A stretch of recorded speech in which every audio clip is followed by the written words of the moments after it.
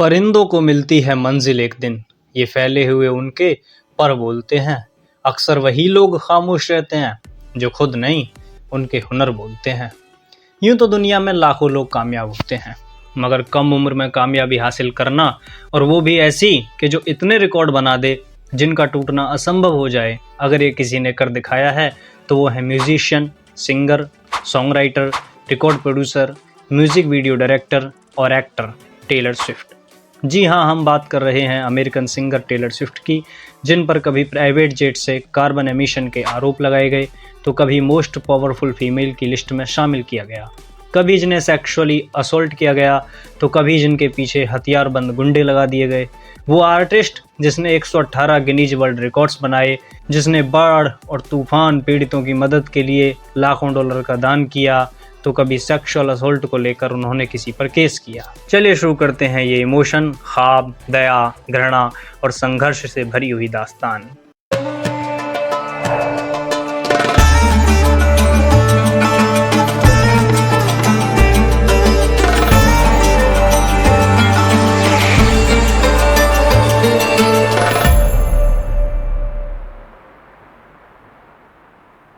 दोस्तों, Taylor Swift का जन्म 13 दिसंबर 1989 में वेस्ट रीडिंग, पेंसिल्वेनिया में हुआ था। उनका नाम टेलर एक महान सिंगर जेम्स टेलर के नाम से आया था। उनके पिता स्कॉट किंग्सले स्विफ्ट पहले एक शेयर मार्केट इन्वेस्टर रहे थे, और उनकी माँ उस समय पर तो एक गृहिणी ही थी, लेकिन उन्होंने भी पहले म्यूचुअल फंड में काम किया था। टेलर का एक छोटा भाई भी है जिसका नाम है ऑस्टिन स्विफ्ट, जो कि एक एक्टर है। दरअसल दोस्तों, टेलर या उनका परिवार पुराने समय से अमेरिका का मूल निवासी नहीं है। दरअसल उनके पैतृक परदादा चार्ल्स कार्मिन एंटोनियो ब्लैंडी एक इटली से आए हुए एंटरप्रेन्योर थे, और वो एक लीडर भी थे जिन्होंने अमेरिका आकर वहाँ के प्रसिद्ध शहर फिलाडेल्फिया में कई बिजनेस खोले, और उनकी नानी अपने समय में एक ओपेरा सिंगर रही थी। दोस्तों, जब टेलर महज 9 साल की उम्र की थी, तभी से उन्होंने संगीत में अपना करियर बनाने का मन बना लिया था, और उन्हें जब भी कहीं परफॉर्म करने का मौका मिला तो उन्होंने परफॉर्म किया। दोस्तों, स्टोरी में ट्विस्ट वहाँ से आया जब टेलर ने फेथ हिल की एक डॉक्यूमेंट्री देखी, जिसके बाद उन्हें लगा कि उन्हें संगीत में अपना करियर बनाने के लिए टेनेसी राज्य के शहर नैशविल चले जाना चाहिए। दोस्तों, ये सोचने के बाद महज 11 वर्ष की उम्र में वो अपनी माँ के साथ टेनेसी गईं, जहाँ पर उन्होंने अपने कुछ रिकॉर्ड लेवल्स और गाए हुए गाने सबमिट किए, जो कि उन्होंने अपने फेवरेट सिंगर्स के गाने सुनकर रिकॉर्ड किए थे। हालांकि उन्हें इस कदम से सफलता नहीं मिल पाई, लेकिन उन्हें समझ आया कि किसी के जैसा कुछ करने से कुछ नहीं होगा, उन्हें अपना रास्ता अलग इख्तियार करना होगा। इसीलिए उन्होंने रास्ते ढूंढने शुरू कर दिए, और जब तक वो एक बड़ी कलाकार ना बन जाएं, तब तक के लिए एक कॉफ़ी शॉप में काम करना शुरू कर दिया। उन्होंने न्यू जर्सी में रहकर समय बिताया जब तक कि वो 14 साल की ना हो गई। लेकिन दोस्तों, अगर वक्त में थोड़ा सा पीछे जाएं तो पता चलता है कि 2 साल पहले एक संगीतकार रोनी क्रेमर ने उन्हें गिटार बजानी सिखाई थी। दोस्तों, टेलर को पहले गाने लिखने में बड़ी परेशानी होती थी, लेकिन इस काम में उनकी मदद की कोई और नहीं बल्कि उनके गिटार टीचर रोनी क्रेमर ने, और उन्होंने गाना लकी यू लिखा। चलिए दोस्तों, अपनी कहानी पर वापस आते हैं। तो हुआ यूं कि जब वो 14 साल की थी तो उनकी फैमिली टेनेसी में शिफ्ट हो गई, जिससे उनके लिए सिंगिंग में अपना करियर बनाना आसान हो गया। दोस्तों, स्विफ्ट कंट्री म्यूजिक की वो पहली आर्टिस्ट बनी जिनका लिखा गया हर एक ट्रैक यूएस प्लेटिनम सर्टिफाइड हुआ, और डेब्यू एल्बम के साथ ही उनकी पहली एल्बम भी यूएस प्लेटिनम सर्टिफाइड हुई। दोस्तों, बिग मशीन रिकॉर्ड्स ने टेलर के स्टार्टिंग टाइम में उनके साथ गाने बनाने में मदद की, और इसके साथ से उन्होंने टिम मैकग्रू गाना बनाया। लेकिन दोस्तों, क्योंकि बिग मशीन अभी भी अपनी प्रारंभिक अवस्था में था, तो वो सारी बेहतर सुविधाएं टेलर को नहीं मिल पाईं जिसकी वो हकदार थी। उन्हें अपने गीत के लिए गानों की कॉपी और सीडी एक रेडियो स्टेशन पर खुद ही भेजनी पड़ी, यहाँ तक कि बिग मशीन के पास में बैठने के लिए पर्याप्त फर्नीचर तक नहीं था, तो उन्हें फर्श पर भी बैठना पड़ा। दोस्तों, गाने के तुरंत रिलीज के बाद उन्हें अच्छी पहचान मिली, और उन्होंने अपने गाने के लिए कई रिकॉर्ड भी जीते। वे 2007 में नैशविल सॉन्ग राइटर्स एसोसिएशन की song writer and artist of the year रह चुकी हैं, और यह अवार्ड जीतने वाली वह सबसे कम उम्र की लड़की बनी। इसी के साथ उन्होंने कंट्री म्यूजिक एसोसिएशन का हॉरिजॉन अवार्ड भी जीता, जो कि बेस्ट न्यू आर्टिस्ट के लिए था। इसके अलावा टॉप न्यू फीमेल वोकलिस्ट के लिए the academy of country music awards, American music awards से favourite country female artist honour.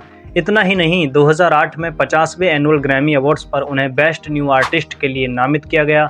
2009 के MTV वीडियो म्यूजिक अवार्ड्स में यू बिलोंग विद मी के लिए बेस्ट फीमेल वीडियो की लिस्ट में शामिल किया गया। उस साल उन्होंने 5 म्यूजिक अवार्ड्स जीते, जिसमें artist of the year and favourite country album के अवार्ड्स भी शामिल थे। बिलबोर्ड ने उन्हें 2009 में आर्टिस्ट ऑफ द ईयर का खिताब दिया। लव स्टोरी के लिए उन्हें वीडियो ऑफ द ईयर और female video of the year का खिताब दिया गया। उनके गीत व्हाइट हॉर्स ने बेस्ट कंट्री सॉन्ग और best female country vocal performance जीता। स्विफ्ट न्यूनतम उम्र की आर्टिस्ट थीं जिन्होंने एल्बम ऑफ द ईयर का खिताब जीता। अपने गाने फियरलेस के लिए उन्होंने 2009 में कंट्री म्यूजिक एसोसिएशन अवार्ड्स में एल्बम ऑफ द ईयर का खिताब जीता और उन्हें एंटरटेनर ऑफ द ईयर का खिताब भी दिया गया, जो कि इस खिताब को अपने नाम कराने वाली सबसे कम उम्र की लड़की थी। उनका गीत today was a fairy tale ने कनाडा में हॉट 100 में नंबर 1 खिताब अपने नाम किया और अमेरिका के हॉट 100 में नंबर 2 पर रैंक किया। दोस्तों, स्विफ्ट एल्बम से बाहर निकलकर फिल्म्स तक भी गईं, जिसमें उन्होंने 2009 में वैलेंटाइंस डे फिल्म में एंट्री ली। यही नहीं, उन्होंने टेलीविजन की दुनिया में भी एक रेबेलियस टीनेजर की तरह शो CSI में डेब्यू किया। सैटरडे नाइट लाइव पर उन्होंने एक होस्ट और एक म्यूजिक आर्टिस्ट की तरह काम किया। वो इतिहास की पहली होस्ट रहीं जिन्होंने अपना खुद का ओपनिंग मोनोलॉग लिखा। उसके बाद दोस्तों उनकी एक एल्बम रिलीज हुई माइन, जो कि 2010 में आई थी, जिसने बिलबोर्ड 200 में अपनी एंट्री बनाई, जिसकी 10 लाख से भी ज्यादा कॉपीज बिकी। किसी भी फीमेल आर्टिस्ट के द्वारा ये सबसे ज्यादा बेची जाने वाली एल्बम बनी, जिसने 2,78,000 डाउनलोड्स भी एक हफ्ते में कंप्लीट कर लिए। आलोचकों ने उनके बढ़ते हुए कदम की खूब तारीफ की और रॉब शेफिल्ड ने उनके बारे में लिखा कि महज 4 साल में 20 साल की एक लड़की धमाका बन गई है, जिसने 3 दर्जन से ज्यादा बेहतर गानों के साथ अपने आप को पॉप, रॉक और कंट्री म्यूजिक के साथ एक अच्छा कलाकार साबित किया है। 2012 में स्विफ्ट ने अपने गाने मीन के लिए बेस्ट कंट्री सॉन्ग और best country solo performance award 54वें एनुअल ग्रैमी अवार्ड्स से जीता, जो कि उन्होंने 2012 में एक सेरेमनी के दौरान परफॉर्म किया था। इसके अलावा स्विफ्ट ने स्पीक नाउ के लिए अवार्ड जीता। 2011 में बिलबोर्ड के द्वारा women of the year, academy of country music से एंटरटेनर ऑफ द ईयर भी जीता। उनके गीत रोलिंग स्टोन ने 50 best female albums of all time में अपना नाम दर्ज कराया और कहा गया कि बेशक वो कंट्री स्टेशन पर सुनी जाएं, लेकिन वो उन कलाकारों में से हैं जिन्होंने किसी भी कान को एक बार अपनी आवाज सुनाकर इतना मुग्ध कर दिया है कि वह दोबारा से उनके गानों को बस एक बार क्लिक करना चाहता है। स्विफ्ट ने अपनी चौथी स्टूडियो एल्बम रेड से we are never ever getting back together गाना रिलीज किया और उनका यह गाना अमेरिका और न्यूजीलैंड में नंबर 1 बन गया और डिजिटल हिस्ट्री में सबसे ज्यादा बेचे जाने वाला गाना बना। सिर्फ इतना ही नहीं, एक हफ्ते में 20 लाख कॉपीज बेचने के साथ साथ रेड उनका यूके में नंबर 1 गाना बन गया। द रेड का टूर लगभग 1 साल चला और इसने $150 मिलियन की कमाई की और यह देश का सबसे ज्यादा कमाई करने वाला टूर बना, जिसके लिए स्विफ्ट को पिनेकल अवार्ड से सम्मानित किया गया। चलिए दोस्तों, उनके कुछ फेमस गानों के बारे में जानते हैं, जो कि हैं Fearless, Love Story, You Belong With Me, Speak Now, Red और We are never ever getting back Together. दोस्तों, ये बात कमाल की है कि Taylor pop, country, folk, rock और अल्टरनेटिव सभी जेनर्स के सॉन्ग गा लेती हैं और उन्होंने वोकल्स, गिटार, बैंजो, पियानो और यूकेलेले जैसे इंस्ट्रूमेंट्स पर भी गाने गाए हैं। दोस्तों, टेलर स्विफ्ट ने कामयाबी की वो रफ्तार दिखाई है कि दुनिया के शीर्ष म्यूजिशियन में उन्होंने अपना नाम बनाया और 2019 आते आते उनके गानों की 20 करोड़ से ज़्यादा कॉपीज बिकी, जो कि अपने आप में एक बहुत बड़ा रिकॉर्ड है। दोस्तों, Swift 3 bar global recording artist of the year का खिताब international federation of the phonographic industry से जीत चुकी हैं, जिसमें उनकी 6 से ज़्यादा एल्बम ने एक हफ्ते में 10 लाख से ज़्यादा कॉपीज बेची। यही नहीं, वो विश्व की टूर पर सबसे ज़्यादा कमाई करने वाली फीमेल आर्टिस्ट भी बनी। स्पॉटिफाई और एप्पल म्यूजिक पर वो सबसे ज़्यादा स्ट्रीम की गई कलाकार हैं। दोस्तों, कामयाबी का स्विफ्ट के साथ रिश्ता कुछ ऐसा है कि वो जो भी कदम उठाती हैं वो तबाही ला देता है। तभी तो वो एक ऐसी संगीतकार बनी जो कि सिर्फ म्यूजिक के दम पर एक बिलियनियर बन गई और ऐसा करने वाली वो विश्व की प्रथम कलाकार हैं। 2023 में उन्होंने पर्सन ऑफ द ईयर का खिताब जीता। इसके अलावा उन्होंने रोलिंग स्टोन की लिस्ट में top 100 song writers of all time में अपना नाम दर्ज कराया। बिलबोर्ड ने उन्हें greatest artist of all time और फोर्ब्स ने विश्व की 100 सबसे शक्तिशाली महिलाओं में उनका नाम दर्ज कराया। दोस्तों, उनके खाते में 14 ग्रामी अवार्ड्स, जिसमें कि उन्होंने एक साल में 4 बार एल्बम ऑफ द ईयर का रिकॉर्ड भी जीता, एक prime time Emmy award, 40 American music awards, 40 Billboard music awards और 23 MTV वीडियो म्यूजिक अवार्ड्स जीते। दोस्तों, 2018 के अमेरिकन म्यूजिक अवार्ड्स में स्विफ्ट ने 4 अवार्ड्स जीते, जिसमें कि आर्टिस्ट ऑफ द ईयर और फेवरेट पॉप और रॉक आर्टिस्ट के अवार्ड्स भी शामिल थे। इसी के साथ साथ स्विफ्ट सबसे ज़्यादा रिकॉर्ड जीतने वाली पहली महिला आर्टिस्ट बनी और उन्होंने व्हिटनी ह्यूस्टन को पीछे छोड़ दिया। दोस्तों, जब 2020 में उनकी एल्बम फोल्कलोर रिलीज हुई तो इसने 12 लाख कॉपीज बेची। और इसने 63वें एनुअल ग्रैमी अवार्ड्स में एल्बम ऑफ द ईयर का रिकॉर्ड अपने नाम किया। और स्विफ्ट ने एक बार नहीं बल्कि 3 बार इस रिकॉर्ड को जीता और ऐसा करने वाली विश्व की वो प्रथम महिला आर्टिस्ट बनी। बिलबोर्ड के अनुसार वो अमेरिका की सबसे ज़्यादा कमाई करने वाली म्यूजिशियन बनी और दुनिया की सबसे ज़्यादा कमाई करने वाली सोलो म्यूजिशियन भी। 2014 में बिलबोर्ड ने उन्हें वुमेन ऑफ द ईयर का खिताब दिया और वो पहली आर्टिस्ट बनी जिन्होंने ये खिताब 2 बार जीता। 2014 के ही अमेरिकन म्यूजिक अवार्ड्स में स्विफ्ट ने inaugural Dick Clark award for excellence जीता। दोस्तों लुइसियाना के ग्रैमी म्यूजियम में उन्होंने ओपन लाइव परफॉर्मेंस प्रेजेंट की और इस म्यूजियम में इतनी भीड़ जमा हो गई कि इसने सारे म्यूजियम अटेंडेंस रिकॉर्ड्स तोड़ दिए। 2015 में उन्होंने इंटरनेशनल फीमेल सोलो आर्टिस्ट के लिए ब्रेट अवार्ड जीता। बैड ब्लड ने वीडियो ऑफ द ईयर का रिकॉर्ड बनाया और 1989 ने एल्बम ऑफ द ईयर और बेस्ट पॉप वोकल एल्बम का खिताब अपने नाम करके स्विफ्ट को ये रिकॉर्ड अपने नाम करने वाली पहली महिला बनाया। टेलर का Red version all to well के साथ सपोर्ट किया गया था, जो इतिहास का सबसे लंबा गाना बना, जिसने हॉट 100 की लिस्ट को टॉप किया। यह सॉन्ग एक शॉर्ट फिल्म से जुड़ा हुआ था जिसने एक ग्रैमी अवार्ड जीता बेस्ट म्यूजिक वीडियो के लिए।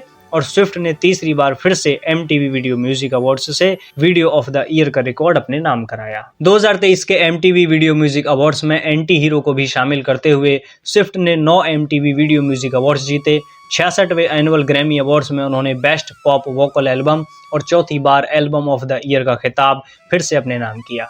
इसके बाद दोस्तों स्विफ्ट ने तीसरी री record album speak now release की और इतिहास में बिलबोर्ड 200 की लिस्ट में 12 एल्बम सिर्फ टेलर स्विफ्ट की ही थी। और ऐसा करके उन्होंने बारबरा स्ट्रेइसैंड को भी पीछे छोड़ दिया। और दोस्तों फिर से 2023 में स्विफ्ट स्पॉटिफाई पर सबसे ज़्यादा स्ट्रीम की जाने वाली आर्टिस्ट बनी। 2023 में स्विफ्ट ने एरास टूर की शुरुआत की और इसने एक दिन में सबसे ज़्यादा टिकट्स बेचने के सारे पुराने रिकॉर्ड तोड़ दिए। यह इतिहास का सबसे ज़्यादा कमाई करने वाला टूर बना जिसने $1 बिलियन से भी ज़्यादा की कमाई की। दोस्तों अमेरिका में स्विफ्ट के सिर्फ 2019 तक ही लगभग 4 करोड़ एल्बम कॉपीज बिक चुके थे। बिलबोर्ड ने उन्हें greatest artist of all time में 8वें पायदान पर रखा। उनके 11 गानों ने बिलबोर्ड हॉट 100 में अपनी जगह बनाई और बिलबोर्ड टॉप 100 आर्टिस्ट में वो सबसे ज़्यादा समय तक रहने वाली प्रथम महिला बनी, जो कि लगभग 97 हफ्तों तक बिलबोर्ड की लिस्ट में अपनी जगह पर बनी रही। उन्होंने हॉट 100 एंट्रीज का खिताब अपने नाम किया। नंबर 1 डेबट्स में उनके 6 गानों ने अपनी जगह बनाई। टॉप 10 सॉन्ग्स की लिस्ट को उन्होंने 49 बार हिट किया। वह अमेरिका में second highest certified female digital singles artist और वर्ल्ड में 5th पोजीशन पर हैं। RIIA ने उन्हें 13 करोड़ यूनिट बेचने के रिकॉर्ड के लिए सर्टिफाइड किया और वो पहली महिला हैं जिनके एल्बम और गाने दोनों डायमंड सर्टिफाइड हुए। स्विफ्ट दुनिया की अकेली आर्टिस्ट हैं जिनके 6 गानों ने महज एक हफ्ते में 10 लाख से ज़्यादा कॉपीज बेची। दोस्तों टाइम ने उन्हें वर्ल्ड की टॉप 100 मोस्ट इन्फ्लुएंशियल पर्सन की लिस्ट में 3 बार 2010, 2015 और 2019 की लिस्ट में शामिल किया। दोस्तों 2017 में उन्हें पर्सन ऑफ द ईयर का खिताब और साइलेंस ब्रेकर्स के नेम से भी नवाजा गया क्योंकि उन्होंने सेक्सुअल असोल्ट को लेकर खुलकर बात की थी। टाइम ने उन्हें पहली महिला बताया जिन्हें उनकी आर्ट्स में अचीवमेंट के लिए first person of the year बुलाया गया और वो पहली महिला बनी जिन्हें यह खिताब 1 से ज़्यादा बार दिया गया। उन्हें म्यूजिक कैटेगरी में अंडर 30 लिस्ट में फोर्ब्स 30 की लिस्ट में शामिल किया गया और 2017 में ऑल स्टार एल्यूमनी की कैटेगरी में रखा गया। स्विफ्ट सबसे कम उम्र की महिला बनी जिन्हें फोर्ब्स 100 मोस्ट पावरफुल पर्सन की लिस्ट में शामिल किया गया और 64वें नंबर पर इन्होंने ये पोजीशन हासिल की। दोस्तों बाद में फोर्ब्स के द्वारा उन्हें दुनिया की टॉप 5 मोस्ट पावरफुल पर्सन की लिस्ट में भी शामिल किया गया और ऐसा करने वाली वो दुनिया की पहली एंटरटेनर थी। लेकिन दोस्तों इतने सारे रिकॉर्ड्स जीतने और अवार्ड्स अपने नाम करने के बावजूद भी स्विफ्ट ने अपनी पढ़ाई नहीं छोड़ी थी। वो दोनों चीज़ों को साथ साथ मैनेज करने में सक्षम रही थी और उन्होंने न्यूयॉर्क यूनिवर्सिटी से honorary doctor of fine arts degree हासिल। चलिए दोस्तों जानते हैं कि स्विफ्ट को संगीत में अपना करियर बनाने की प्रेरणा कहाँ से मिली। दोस्तों स्विफ्ट दरअसल अपनी नानी को सुना करती थी जिनका नाम था मैर्जोरी फिनले, जो कि चर्च में गाया करती थी। दोस्तों स्विफ्ट ने कहा था कि वो अपने कॉन्फिडेंस की मालिक खुद हैं और उन्हें अपने करियर में अपनी माँ से बहुत मदद मिली है, जिन्होंने जब स्विफ्ट छोटी थी तो उनकी क्लास प्रेजेंटेशन बनाने में बहुत मदद की थी। इसके अलावा ट्वेन उनके लिए बहुत बड़ी प्रेरणा रहे, एक सॉन्ग राइटर की तरह भी और एक परफॉर्मर की तरह भी। और हिल भी स्विफ्ट के लिए उनके बचपन की रोल मॉडल थी। चलिए दोस्तों बात करते हैं स्विफ्ट की आवाज़ की।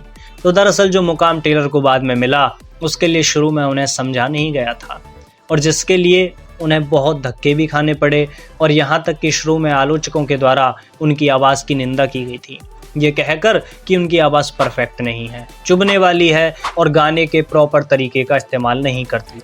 दोस्तों, शुरुआत में टेलर ने भी इस बात को स्वीकार किया था, लेकिन बाद में जब वो अपना काम करने से नहीं रुकी और उनकी ऑडियंस उनसे खुश रही तो आलोचकों ने स्विफ्ट की कलाकारी का सम्मान किया, यह कहकर कि वह अपनी ऑडियंस को एंटरटेन करने में सफल रही हैं। और 2021 आते आते तो सारा खेल ही बदल चुका था। अब क्रिटिक्स उनकी आवाज़ को परिपूर्ण, गहरी और बेहतर बताकर उनकी सराहना करने लगे थे। दोस्तों, टेलर सिर्फ गाने या अपनी आवाज़ की तारीफ करने पर मजबूर कर देने तक नहीं है, उन्होंने लेखन में भी अपना हाथ आजमाया और कामयाबी ने उनके कदम इस दिशा में भी चूमे। कई पब्लिकेशंस ने स्विफ्ट को one of greatest writers of all time की लिस्ट में शामिल किया। साहित्य के बड़े ज्ञाताओं जैसे जोनाथन बेट और स्टेफन यूबर्ट ने नोटिस किया कि उनका लेखन वास्तव में अद्भुत है। द नेशनल म्यूजिक पब्लिशर्स ने 2021 में उन्हें the song writer icon award देते हुए कहा कि जब म्यूजिक में इन्फ्लुएंस करने की बात आती है तो आज के समय में टेलर स्विफ्ट की लेखनी के आगे कोई नहीं है। द वीक ने उन्हें foremost female song writer of modern times के खिताब से नवाजा और नेशविले सॉन्ग राइटर्स एसोसिएशन ने उन्हें song writer artist of the decade का खिताब 2022 में प्रदान किया। इसी के साथ साथ स्विफ्ट ने 2 ओरिजिनल पोएम भी प्रकाशित की, जो थी व्हाई शी डिसअपीयर्ड और if you are anything like me. दोस्तों, अगर बात करें टेलर की परफॉर्मेंस की तो जर्नलिस्ट्स ने उन्हें बेस्ट लाइव परफॉर्मर का खिताब दिया और उनकी स्टेज प्रेजेंस की भी तारीफ की। स्विफ्ट बहुत बड़ी ऑडियंस पर अपनी कमांड के लिए जानी जाती हैं, जहां पर वो सिर्फ डांस पर निर्भर न रहकर भी ऑडियंस को अपने आप से एक एक मूवमेंट पर जोड़े रखती हैं। वो अपने कंपटीटर्स की तरह सिर्फ डांस पर निर्भर रहकर परफॉर्म नहीं करती। ग्रेग क्रेलेनस्टीन ने उनके बारे में कहा था कि कोई फर्क नहीं पड़ता, चाहे उनके हाथ में गिटार हो या साथ में डांसर्स की एक बहुत बड़ी टीम, वो अपनी ऑडियंस को 100% एंटरटेन करने में कामयाब रहती हैं। क्रिस विलियम ने उन्हें पॉप्स मोस्ट अप्रोचेबल सुपरस्टार कहा और 21वीं सदी की सबसे पावरफुल परफॉर्मर का खिताब भी उन्हीं को दिया गया। आइए दोस्तों, बात करते हैं उनके संगीत और फिल्म्स से जुड़ने के बारे में। दोस्तों, अपनी म्यूजिक वीडियो प्रोड्यूस करने के लिए स्विफ्ट ने विभिन्न प्रोड्यूसर्स के साथ मिलकर काम किया है और समय के साथ साथ वो निर्देशन और लेखन में अपने कदम बढ़ाती गई हैं। दोस्तों, 2014 से 2018 के दौरान स्विफ्ट ने डायरेक्टर जोसेफ कान के साथ कोलैबोरेशन किया और उनके हर एल्बम में से 4 गाने उन्होंने उनके साथ बनाए, जिनमें 1989 और रेप्यूटेशन शामिल थे। डायरेक्टर कान ने भी उनके शामिल होने की बड़ी तारीफ की। उन्होंने अमेरिकन एक्सप्रेस के साथ मिलकर ब्लैंक स्पेस बनाई, जिसे कान ने डायरेक्ट किया था और प्रोडक्शन में स्विफ्ट ने अपना ही हाथ आजमाया था। दोस्तों, 2015 के आउटस्टैंडिंग इंटरेक्टिव प्रोग्राम के लिए उन्होंने प्राइम टाइम एमी अवार्ड जीता। स्विफ्ट ने बैड ब्लड के लिए म्यूजिक वीडियो प्रोड्यूस किया और इसने बेस्ट म्यूजिक वीडियो के लिए ग्रैमी अवार्ड को 2016 में अपने नाम किया। द मैन के लिए उन्होंने पहली बार खुद के दम पर अकेले डायरेक्शन किया और इसके लिए भी उन्होंने MTV वीडियो म्यूजिक अवार्ड्स से बेस्ट डायरेक्शन का अवार्ड जीता। ऑल टू वेल के साथ उन्होंने इंडस्ट्री में एक फिल्म मेकर की तरह डेब्यू किया, जिसके लिए उन्होंने best soul director for a music video का अवार्ड जीता और यह करने वाली वो प्रथम महिला बनी। दोस्तों, यूँ तो अवार्ड्स के मामले में टेलर स्विफ्ट का दुनिया में कोई कंपैरिजन नहीं है, लेकिन फिर भी उनके अवार्ड्स हैं ही इतने बड़े और कामयाब कि हम आपको उनके बारे में बताए बिना भला कैसे रह सकते हैं। चलिए जानते हैं उनके कुछ खास अवार्ड्स के बारे में। तो उन्होंने 14 ग्रामी awards, 40 American music awards, 39 billboard music awards, 118 Guinness world records, 23 MTV video music awards, 12 country music association awards, 8 academy of country music awards और 2 ब्रिट अवार्ड्स जीते। एक लिरिसिस्ट की तरह उन्हें नेशविले सॉन्ग राइटर एसोसिएशन की तरफ से song writer hall of fame मिला। दोस्तों, सूत्रों के अनुसार उनकी एल्बम की बिक्री 5 करोड़ से ज़्यादा की गिनती में हुई थी और 2019 में 15 करोड़ सिंगल सेल की है। 11 करोड़ यूनिट उनकी सिर्फ ग्लोबली बेची गई, जिसमें कि 2021 तक उनकी 78 बिलियन स्ट्रीमिंग्स भी हैं। The international federation of phonographic industry ने उन्हें global recording artist of the year का खिताब तीसरी बार फिर से प्रदान किया। यूके में उनकी सबसे ज़्यादा नंबर 1 एल्बम चली और आयरलैंड और ऑस्ट्रेलिया में उन्होंने वहाँ के कलाकारों को पछाड़ते हुए अपनी पोजीशन नंबर 1 पर कायम कर ली। चाइनीज डिजिटल म्यूजिक प्लेटफॉर्म्स पर सबसे ज्यादा कमाई करने वाली वो फर्स्ट महिला आर्टिस्ट बनी। टूरिंग एक्ट में उन्होंने दुनिया की सभी महिलाओं को पीछे छोड़कर खुद को नंबर 1 पोजीशन पर लाकर खड़ा किया, जिसमें नवंबर 2023 में उन्होंने $1.96 बिलियन टिकट्स बेचकर सारे रिकॉर्ड्स तोड़ दिए। दोस्तों, स्पॉटिफाई पर वो अकेली आर्टिस्ट हैं जिन्हें महज एक दिन में 20 और 25 करोड़ स्ट्रीम चलाने के रिकॉर्ड अपने नाम किए हैं, और अकेली महिला हैं जिन्होंने एक महीने में 10 करोड़ सुनने वालों तक अपनी आवाज पहुंचाई है। आइए दोस्तों, जानते हैं टेलर स्विफ्ट की जिंदगी के कुछ विवादों के बारे में। तो स्विफ्ट ने 2023 में ट्रेविस केल्स को डेट करना शुरू किया, लेकिन यहाँ उन्हें विवादों ने घेर लिया क्योंकि AI से बनाए गए फेक पोर्नोग्राफिक इमेजेस ट्विटर पर पोस्ट कर दिए गए और अन्य सोशल मीडिया प्लेटफॉर्म पर भी प्रसारित हुए, जिसके बाद स्विफ्ट की आलोचना भी की गई और दूसरी तरफ से कानून में सुधार की मांग भी उठी।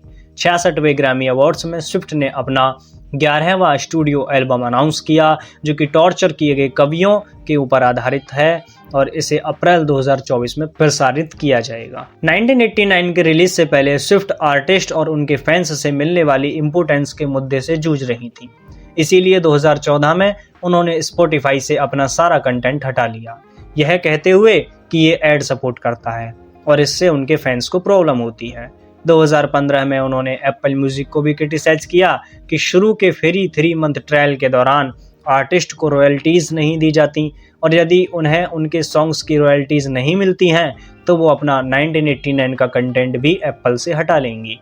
उसके बाद 2017 में उन्होंने अपना कंटेंट फिर से Apple, Spotify, Amazon music, Google play और अन्य स्ट्रीमिंग प्लेटफॉर्म्स को दे दिया। दोस्तों, अगस्त 2017 में उन्होंने डेविड म्यूलर को सफलतापूर्वक काउंटर किया, जिसने उन्हें नौकरी जाने के केस में स्विफ्ट के खिलाफ कोर्ट में केस किया था, लेकिन स्विफ्ट ने बाद में सफाई देते हुए बताया कि डेविड ने उन्हें एक इवेंट पर सेक्सुअली असॉल्ट किया था। दोस्तों, स्विफ्ट के पास में अपना प्राइवेट जेट है और उन पर आरोप लगा था कि उससे बहुत ज्यादा कार्बन एमिशन हो रहा है, जिसकी जांच अभी भी जारी है। 2023 में स्विफ्ट के प्रवक्ता ने बताया कि स्विफ्ट ने इसकी भरपाई के लिए सभी कार्बन क्रेडिट्स जरूरत से भी 2 गुने से अधिक खरीदे हैं। 2023 में स्विफ्ट के वकील ने सुरक्षा की चिंता और पीछा करने का हवाला देते हुए स्टूडेंट्स जेक स्वीनी को स्विफ्ट के प्राइवेट जेट पर नजर रखने से रोक लगाने के लिए नोटिस भेजा। साथ ही साथ स्विफ्ट ने कई घर में तोड़फोड़ करने वालों और पीछा करने वालों से भी हथियार बंद भी बन गए थे और उनकी जान को खतरा बनाया था। दोस्तों, 2009 में केन्ये वेस्ट ने स्विफ्ट की MTV पर एक्सेप्टेंस स्पीच को डिस्टर्ब कर दिया था और उनके बोलते बोलते स्टेज पर जंप लगा दी थी और ये बचकाना हरकत करके केन्ये बाद में वहां से चले गए। हालांकि बाद में उन्होंने ट्विटर पर स्विफ्ट से माफी मांगी और यह कहते हुए अपनी बात रखी कि स्विफ्ट ये मीडिया या और लोग हमें बदनाम करना चाहते हैं, लेकिन किसी को भी केन्ये की बात पर विश्वास नहीं आया और सभी उनके इस बचकाना और गंदी हरकत से नाखुश थे। दोस्तों, टेलर के कुछ और पहचान बनाने वाले गानों की बात करें तो वो हैं shake it of, blank space और बैड ब्लड, जिन्होंने ऑस्ट्रेलिया, USA और कनाडा में स्विफ्ट को हॉट 100 की लिस्ट में शामिल किया और इस लिस्ट की टॉप पर पहुंचकर उन्होंने खुद को खुद से ही रिप्लेस किया और एक बार फिर से साबित कर दिखाया कि टेलर स्विफ्ट का रिकॉर्ड सिर्फ टेलर स्विफ्ट ही तोड़ सकती हैं। 2015 में उनका द 1989 वर्ल्ड टूर उस साल का सबसे ज्यादा कमाई करने वाला टूर बना, जिसने $250 मिलियन का टोटल रेवेन्यू जनरेट किया। दोस्तों, स्विफ्ट को फिल्म्स में काम करने का भी चांस मिला और उन्होंने एनिमेटेड फिल्म द लॉरेक्स में अपनी आवाज दी, साइटकॉम न्यू गर्ल में कैमियो किया और द गिवर फिल्म में एक सपोर्टिव रोल निभाया। दोस्तों, जानते हैं कि अलग अलग महान लोगों ने टेलर स्विफ्ट के बारे में क्या कहा है। डॉली पैटोन ने उनकी संगीतकारी की तारीफ की, कैरोल किंग ने उन्हें अपनी प्रोफेशनल ग्रैंड डॉटर माना और उन्हें उनके काम के लिए धन्यवाद भी किया। स्प्रिंगस्टीन ने उन्हें एक अद्भुत लेखक कहा, जबकि रिंगो स्टार और बिली जॉयल ने स्विफ्ट को अद्वितीय सफल कलाकार माना। ब्रिटनी स्पीयर्स ने उन्हें the most iconic pop women of our generation का खिताब दिया। आइए जानते हैं दोस्तों टेलर स्विफ्ट की विचारधारा के बारे में। तो दोस्तों, स्विफ्ट सोशल मीडिया पर बहुत एक्टिव रहती हैं और अपने फैंस के साथ एक क्लोज रिलेशनशिप शेयर करती हैं, जिसमें कई जर्नलिस्ट उनकी सक्सेस की तारीफ करते हैं। उनके घर की मैनेजमेंट टीम को 13 मैनेजमेंट के नाम से बुलाया जाता है। दोस्तों, स्विफ्ट की पहचान एक प्रो चॉइस फेमिनिस्ट की तरह बनी है और सेक्सुअल हैरेसमेंट के खिलाफ बोलने में वो कभी पीछे नहीं हटी हैं। यहाँ तक कि उन्होंने US के सुप्रीम कोर्ट के डिसीजन की भी निंदा की थी, जिसने 2022 में फेडरल अबॉर्शन राइट्स दिए थे। उन्होंने LGBT कम्युनिटी के राइट्स के लिए भी लड़ाई लड़ी थी और इक्वलिटी एक्ट पास करने की वकालत की। जो कि भेदभाव को रोकना चाहता है, चाहे वो सेक्स, जेंडर या किसी भी आधार पर हो। उन्होंने वर्ल्ड प्राइड न्यूयॉर्क 2019 में परफॉर्म किया, जो कि एक उत्सव गे को उनके राइट्स मिलने के लिए था, और उन्होंने इसकी इनकम को LGBT कम्युनिटी के लिए डोनेट कर दिया। उन्होंने यूएसए में गन कंट्रोल रिफॉर्म लाने के लिए मार्च किए। वो रेसिज्म, वाइट सुप्रीमेसी और पुलिस के अन्याय के बहुत खिलाफ है। जॉर्ज फ्लॉयड प्रोटेस्ट के चलते उन्होंने NAACP legal defence, educational fund और ब्लैक्स की जिंदगी के लिए संघर्ष किया। उन्होंने जूनटीन्थ डे को एक नेशनल हॉलिडे बनाए जाने की मांग की। 2020 में आगामी चुनावों की वजह से उन्होंने अपने फैंस से रिक्वेस्ट की कि वो अपना वोटर रजिस्ट्रेशन जरूर करें, जिसकी वजह से महज एक दिन में 65,000 लोगों ने अपना वोटर रजिस्ट्रेशन कराया। उन्होंने डोनाल्ड ट्रंप की खुलकर आलोचना की और जो बाइडेन को खुलकर सपोर्ट किया। आइए दोस्तों बात करते हैं स्विफ्ट की प्रॉपर्टी के बारे में। 2023 तक फोर्ब्स और ब्लूमबर्ग न्यूज की रिपोर्ट के मुताबिक उनकी नेटवर्थ $1.1 बिलियन है और वो पहली संगीतकार हैं जिनके पास में इतनी संपत्ति सिर्फ उनके पेशे से आई है, जो सिर्फ उनके गानों और परफॉर्मेंस से बनती है। फोर्ब्स ने उन्हें 2016, 2019, 2021 और 2022 में सबसे ज्यादा कमाई करने वाली टॉप म्यूजिशियन की लिस्ट में रखा है। 2016 में वो सबसे ज्यादा फीस चार्ज करने वाली आर्टिस्ट थी, जिसके लिए उनका नाम Guinness book of world records में भी दर्ज कराया गया, क्योंकि उस साल उनकी $170 मिलियन की कमाई इतिहास में किसी भी फीमेल के लिए सबसे ज्यादा थी, जिसका रिकॉर्ड उन्होंने खुद तोड़ दिया 2019 में $185 मिलियन की कमाई के साथ। स्विफ्ट ने एक रियल एस्टेट पोर्टफोलियो भी डेवलप किया है, जिसकी कीमत $150 मिलियन है और देश के अलग अलग राज्यों में उनकी कई जगह प्रॉपर्टीज है। दोस्तों, ऐसा नहीं है कि स्विफ्ट ने अपने जीवन में सिर्फ कलाकारी करके पैसे कमाए हैं, अवार्ड्स जीते हैं और प्रॉपर्टीज खरीदी हैं। उन्होंने जहां कहीं भी जब भी जरूरत पड़ी और जिसमें वो सक्षम थी उतने का दान भी किया है। इसलिए 2015 की गन गुड की लिस्ट में उन्होंने डू समथिंग के लिए नंबर 1 रैंक हासिल की। टेनेसी डिजास्टर सर्विसेज ने उन्हें star of compassion, Nickelodeon kids से बिग हेल्प अवार्ड जीता, जो कि उनकी दूसरों को प्रेरित करने और जरूरतमंदों की मदद करने के लिए दिया गया था। 2008 के आयोवा फ्लड के पीड़ितों की मदद करने के लिए उन्होंने $1 लाख का दान दिया। 2009 में उन्होंने BBC के चिल्ड्रन कंसर्ट में परफॉर्म किया और €13,000 कमाए, जो उन्होंने वहां के बच्चों के लिए दान कर दिए। उन्होंने चैरिटी रिलीफ इवेंट्स में परफॉर्म किया, जिसमें सिडनी का साउंड रिलीफ भी शामिल था। 2010 में टेनेसी में आई बाढ़ के लिए उन्होंने $5 लाख का दान किया। अमेरिका में आई तूफान में तबाह हुए पीड़ितों के लिए उन्होंने स्पीक नाउ टूर का ड्रेस रिहर्सल किया और उससे हुई आमदनी से $7.5 लाख का दान कर दिया। 2016 में लुइसियाना में आई बाढ़ के लिए उन्होंने $10 लाख का दान दिया। डॉली पैटन फायर फंड को $1 लाख का दान दिया। उन्होंने अपने एरास टूर के दौरान लोकल बिजनेसेस को बिल्डअप करने में मदद की और अपने क्रू मेंबर्स को $5.5 करोड़ का बोनस दिया। टेनेसी में आए तूफान के लिए उन्होंने $10 लाख का दान किया, 2020 में भी और फिर से 2023 में भी। दोस्तों, स्विफ्ट कला की बहुत बड़ी सपोर्टर हैं। उन्होंने नेशविले हेंडरसनविले हाई स्कूल के ऑडिटोरियम को रिफर्बिश होने के लिए $75,000 का दान दिया। Country music hall of fame और नेशविले के म्यूजियम के लिए और एक नया एजुकेशन सेंटर बनाने के लिए $40 लाख का दान दिया। अमेरिका के 6 कॉलेजेस के म्यूजिक अपार्टमेंट्स को $60,000 का दान दिया और नेशविले सिम्फनी को $1 लाख का दान दिया। दोस्तों, वो बच्चों की शिक्षा की भी बहुत बड़ी प्रमोटर रही हैं और इसके लिए उन्होंने देश के कोने कोने में किताब, नोट्स और तमाम पढ़ाई से संबंधित सामान बंटवाया है। 2007 में उन्होंने Tennessee association chiefs of police के साथ मुलाकात की, जो कि बच्चों को उनकी उच्च शिक्षा दिलाने के लिए एक कैंपेन लॉन्च करने के लिए था। उन्होंने कई चैरिटीज़ को दान करने के लिए ज़रूरी आइटम्स डोनेट किए। Academy of Country Music's entertainer of the year 2011 की एक रेसिपिएंट होने के नाते स्विफ्ट ने Saint Jude's children research hospital Tennessee को $25,000 दान किए। 2012 में उन्होंने कैंसर टेलीफोन के स्टैंड अप में पार्टिसिपेट किया, एक रोनन गाना परफॉर्म किया जो एक 4 साल के मृत बच्चे की याद में लिखा था, जिसकी मौत न्यूरोब्लास्टोमा की वजह से हो गई थी। उन्होंने कैंसर पर रिसर्च के लिए वी फाउंडेशन को $1 लाख का दान दिया और फिलाडेल्फिया के चिल्ड्रन हॉस्पिटल को $50,000 का दान किया। स्विफ्ट ने ग्लोबल यूथ सर्विस डे के उपलक्ष्य में युवाओं को उनके लोकल कम्युनिटीज में पार्टिसिपेट करने के लिए उत्साहवर्धन किया। दोस्तों, स्विफ्ट कभी भी अपने कंपटीटर्स को एक दुश्मन या कंपटीटर्स की तरह नहीं देखती, तभी तो उन्होंने सिंगर और सॉन्ग राइटर केशा को उनकी लीगल एक्शन लेने में मदद की, जो कि उन्हें एक केस डॉक्टर ल्यूक के खिलाफ लड़ना था। जिसके लिए उन्होंने केशा को फाइनेंशियल हेल्प दी। कोरोना की बीमारी के दौरान उन्होंने WHO को दान किया और फीडिंग अमेरिका को भी डोनेशन दिया। स्विफ्ट ने soon you will get better perform किया ताकि वो उससे कुछ फंड रेज कर सकें और उसे उन लोगों पर दान किया जा सके जो उस समय कोविड से पीड़ित थे। 2018 और 2021 में उन्होंने रेप, सेक्सुअल असोल्ट और तमाम सोशल बुराइयों को लेकर संबंधित विभागों को डोनेशन दिए।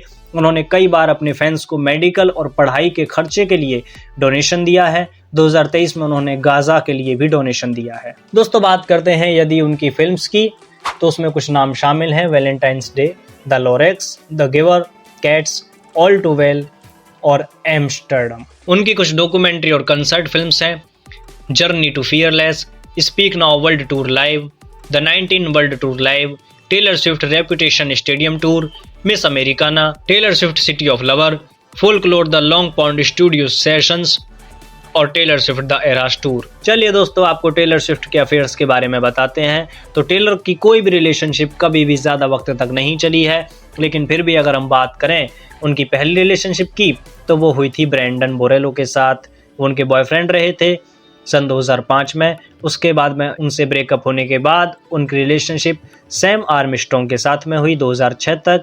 उसके बाद जोए जोन्स उनके बॉयफ्रेंड रहे थे 2008 तक, ल्यूक स्टिल 2009 तक, जॉन मेयर 2009 तक, टेलर लॉइंटर 2009 तक।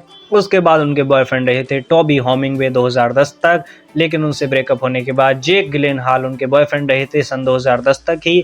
और उसके बाद हैरी स्टाइल्स 2012 से 2013 तक उनके बॉयफ्रेंड रहे थे। उसके बाद कॉनोर केनेडी भी 2012 में ही उनके बॉयफ्रेंड थे।